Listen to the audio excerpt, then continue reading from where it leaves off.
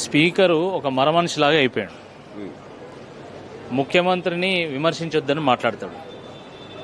అంటే అసెంబ్లీ ఏమన్నా అది పీసీసీ భవనా? నాకు అర్థం కాదు. ముఖ్యమంత్రిని విమర్శించొద్దని మాట్లాడేది ఎక్కడండి? అంటే ప్రతిపక్ష పార్టీ ఎమ్మెల్యేలను ప్రజలు ఎందుకు గెలిపించి పంపుతారు?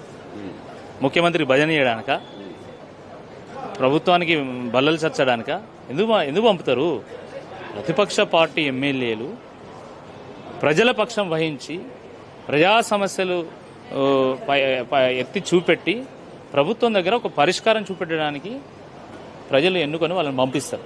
కానీ ఆ స్ఫూర్తిని మర్చిపోయి ఈరోజు మేము ఏం మాట్లాడితే మీరు అది వినాలి, మీరు మాత్రం మాట్లాడొద్దు, మీ గొంతు నొక్కుతామని చెప్పి మాట్లాడేమవుతుందో ఇది చాలా దురదృష్టకరం.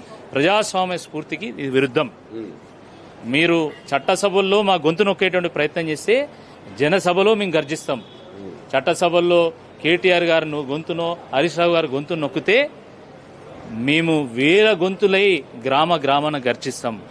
ఇంటింట చర్చ పెట్టేటువంటి ప్రయత్నం చేస్తాం.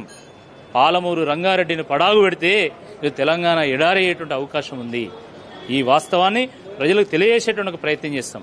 అందుకనే వారు చట్టసభల యొక్క స్ఫూర్తిని గౌరవించకుండా చట్టసభలో బీఆర్ఎస్ పార్టీ గొంతు నొక్కేటువంటి ప్రయత్నం చేసినప్పుడు మా పార్టీ ఎమ్మెల్యేలు బయటకు వచ్చి వాకౌట్ చేసి ఈరోజు ప్రజల ముందు వాస్తవాన్ని తెలియజేసేటువంటి ప్రయత్నం చేస్తాం.